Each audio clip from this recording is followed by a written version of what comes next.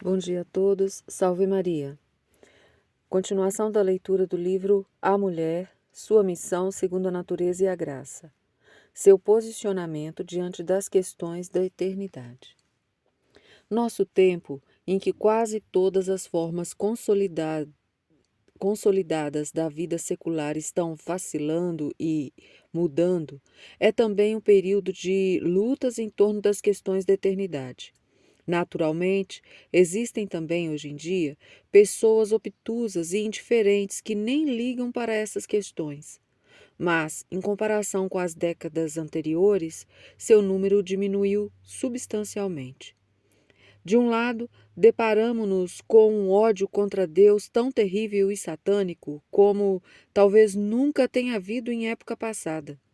A perseguição aos cristãos durante os primeiros séculos dirigia-se contra uma nova forma de fé que ameaçava as formas antigas. Não era um combate contra a fé em si. Por outro lado, registra-se na alma uma procura e um desejo de Deus, um esforço para aprofundar e avivar a tradição em todas as comunidades religiosas. É um fato antigo que a alma feminina se mostra especialmente receptiva para a religiosidade, de modo que era inevitável que também ela fosse atraída para este movimento. Em muitas, o distanciamento da família pela formação e pelo exercício de uma profissão levou também ao rompimento com as tradições religiosas de casa. Muitas perderam a fé de sua infância sem que sentissem a necessidade ou chegassem ao ponto de substituí-la. Outras conquistaram uma convicção religiosa própria, abraçada em seu íntimo. Como a totalidade e a integridade são próprias da natureza feminina madura, costuma nascer de uma convicção religiosa firme e íntima o desejo quase natural de viver totalmente pela fé, isto é, de colocar-se totalmente a serviço do Senhor. Assistimos hoje um novo florescimento da vida religiosa, que se manifesta primeiramente num crescimento externo. Há uma grande procura pelas ordens e comunidades antigas e, ao mesmo tempo, um grande número de fundações novas de congregações diversas, com objetivos específicos, de acordo com as necessidades do nosso tempo, notadamente do tipo caritativo. Registra-se também um grande esforço nas ordens antigas em busca de uma renovação e de um aprofundamento espiritual. Mas o que mais caracteriza o nosso tempo é que esta tendência de se dedicar totalmente ao serviço do Senhor, em grande parte, não se manifesta como vocação à vista religiosa. Aumenta dia a dia a milícia Christi em roupagem secular. Em parte, trata-se de solteiros que, exercendo sua função em casa ou numa assim chamada profissões seculares, vivem intimamente unidos ao Senhor, dirigindo a Ele toda a sua atuação. Uma outra parte se junta com pessoas que têm as mesmas aspirações numa espécie de vida regular, sem que isso transpareça externamente. Todos eles encontraram um ponto firme a partir do qual se lançam ao embate com todas aquelas questões urgentes que acabamos de expor. A missão da formação religiosa das moças consiste em levar a esta posição firme. A opinião pública. Passemos agora a analisar, por outro ângulo, toda essa questão que ora está prendendo a nossa atenção. Para caracterizar a situação da mulher, não basta discutir a posição dela diante de questões atuais.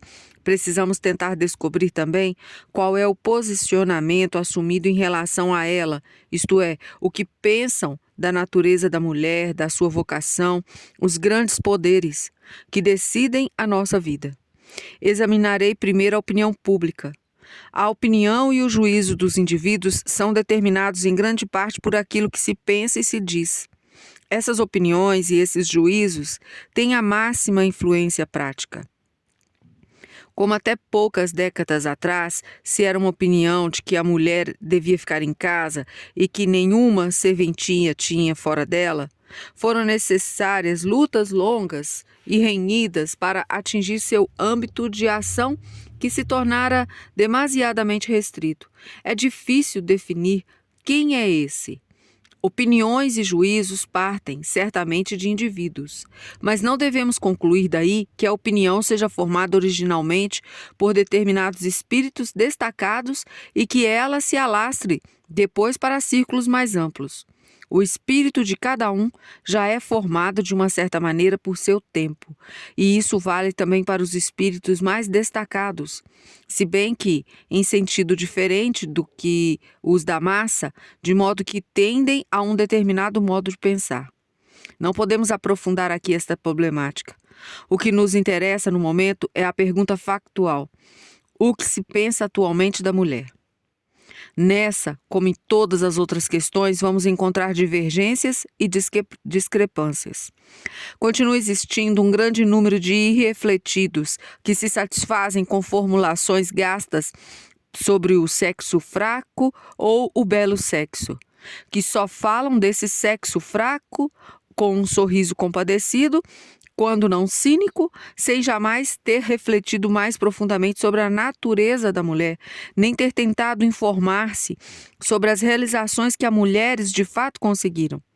Existe também um outro romântico que vê o ideal feminino pintado em traços suaves, sobre um fundo dourado, e que, por causa desse ideal, gostaria de poupar as mulheres, na maneira do possível, do contrato com a realidade nua e crua.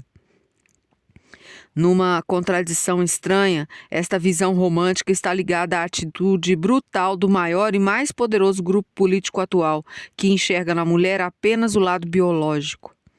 Além de partir da ideologia romântica e de tecer considerações a respeito de um melhoramento racial, argumenta-se com a atual situação econômica para restringir a mulher às atividades domésticas e familiares, e assim anular todo o desenvolvimento havido nas últimas décadas. Desta maneira, não se respeitam nem o ser espiritual da mulher, nem as leis do desenvolvimento histórico. De um lado, procede-se à violação do espírito pela interpretação errônea da biologia e supervalorização de uma conjuntura momentânea, e no campo oposto, chega-se ao mesmo objetivo a partir de uma visão fundamental materialista.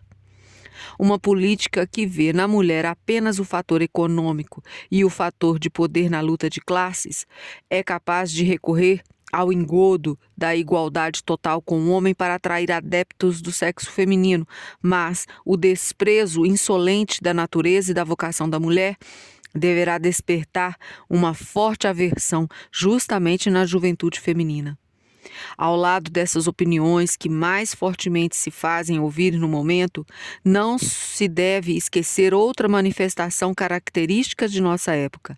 Existe hoje um número grande de homens e mulheres que se esforçam seriamente para descobrir a maneira de ser e o valor próprio da mulher, recorrendo à ajuda da filosofia, da teologia, da fisiologia, da psicologia, da sociologia e da história das civilizações. Certamente há também entre eles diversidade de opiniões. De um lado, constata-se a tendência de considerar as diferenças entre os sexos como produto da evolução histórica, como algo condicionado pelas circunstâncias externas, algo que poderia vir a ser superado, em grande parte, pela mudança dessas circunstâncias, mas a essência da natureza humana seria comum a ambos os sexos. Do outro lado, existe a convicção de que há diferenças essenciais quanto à natureza humana. Mas, em comparação com as discussões anteriores sobre esse tema, verifica-se agora como característica nova que a alteridade da mulher já não é vista como inferioridade, e sim como um valor em si, de modo que diminui também o empenho de negar completamente esta maneira diferente de ser. O Estado. Passando agora do pronome impessoal para fatores bem concretos e perguntando qual a posição do Estado em relação à mulher, constatamos que nos últimos anos se processou uma reviravolta enorme. Há uns 30 anos, o Estado gastava uma quantia insignificante na educação das meninas. quando comparadas com a educação dos meninos. Além das escolas primárias, havia ginásios, cursos colegiais para moças que eram financiados, em sua maior parte, por particulares e pelos municípios, mesmo que em muitos casos se contasse também com verbas do Estado. A esses cursos se juntaram, a partir da segunda metade do século XIX, seminários para professoras, depois que o movimento feminista insipidamente tinha insistido muito na sua criação, e que foi favorecido também pela falta de professores existente na época. Hoje, dispomos de um sistema amplo de institutos educacionais gerais e de escolas profissionalizantes, e mesmo que muitas questões ainda estejam aguardando soluções satisfatórias, é digno de admiração tudo que foi implementado num período tão curto.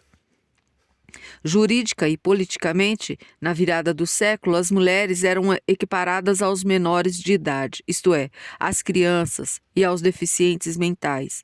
A Constituição de 1919 trouxe o princípio da igualdade, dando às mulheres plenos direitos de cidadãs.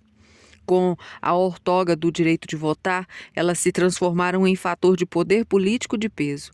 O direito de serem também votadas lhes deu a possibilidade de assumirem posições de responsabilidade na vida do Estado. Certamente não se pode generalizar quanto às experiências que se teve com deputadas e funcionárias públicas em cargos de destaque. Como entre seus colegas masculinos, deve haver também entre elas algumas que, segundo a vocação e o caráter, sejam mais ou menos qualificadas para suas funções. Acho, no entanto, que se pode dizer que as repartições, com uma experiência mais longa nesta inovação, dificilmente se disporiam a renunciar à participação das mulheres, pois existe um grande número de tarefas em que elas se tornaram simplesmente indispensáveis. A Igreja. Qual a posição da Igreja em relação às mulheres? Nesse aspecto, é necessário distinguir entre a posição assumida pelo dogma, pelo direito canônico e pelos representantes humanos da Igreja e por Nosso Senhor mesmo. Não existe nenhum dogma ex-cátedra sobre a função da mulher e sua posição dentro da Igreja, mas existe uma doutrina tradicional. Ela está expressa na Declaração Oficial sobre a função natural da mulher, que se encontra na anteriormente já citada encíclica do Santo Padre sobre o casamento. Nela se declara que a primeira e principal tarefa da mulher é a de ser o coração da família, como esposa e mãe, constatando também uma advertência contra a adoção de outras tarefas, conquanto que estas possam ameaçar a existência da família. Quanto ao atual direito canônico, certamente não se pode afirmar que ele trate com igualdade homem e mulher, já que a mulher se vê excluída de todos os cargos que exigem ordenação. Perdoem a todos o barulho do celular, eu esqueci de colocá-lo no modo mudo, né? Perdão.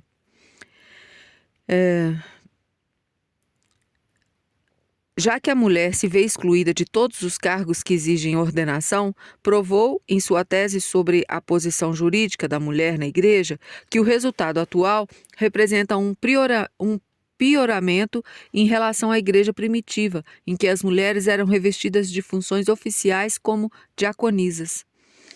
O crescente aproveitamento da mulher em funções eclesiásticas revela que houve uma mudança na visão dos representantes oficiais da Igreja em relação ao ser e à função da mulher na Igreja, e que esta mudança continua se operando.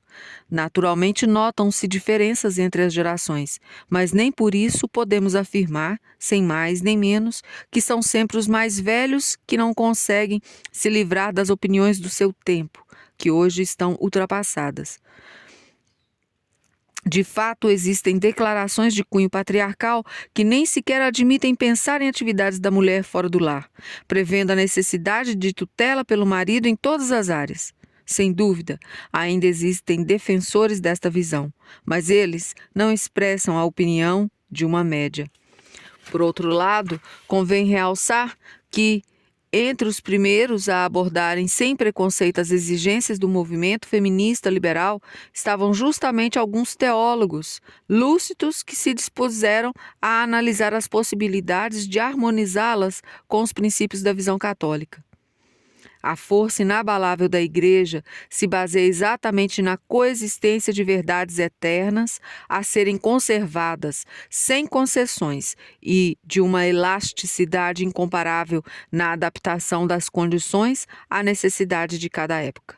Desta maneira, encontramos hoje, no meio eclesiástico, o empenho de tornar fecunda a grande diversidade de forças e dons femininos a serviço da Igreja, impregnando toda a vida atual com o espírito da Igreja. A convocação para a ação católica é dirigida a homens e a mulheres.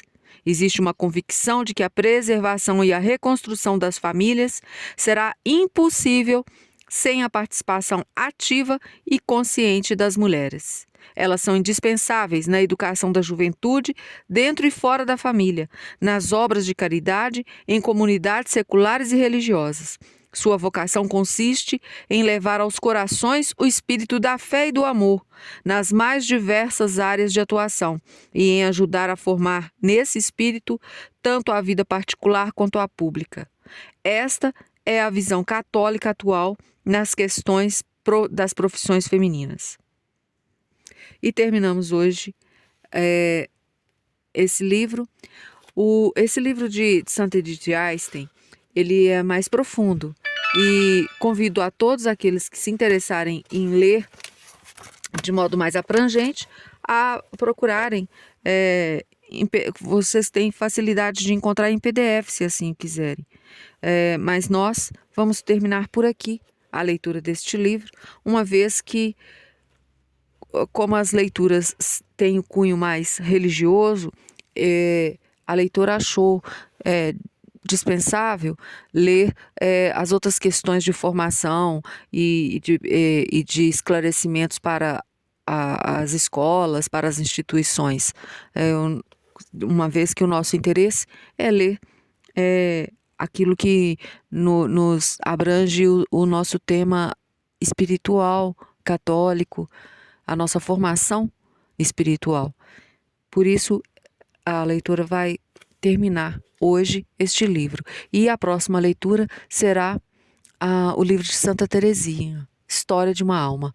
Espero que tenham a caridade de continuar a ouvir a leitora e agradeço a todos que chegaram comigo até aqui. Obrigada a todos. Salve Maria.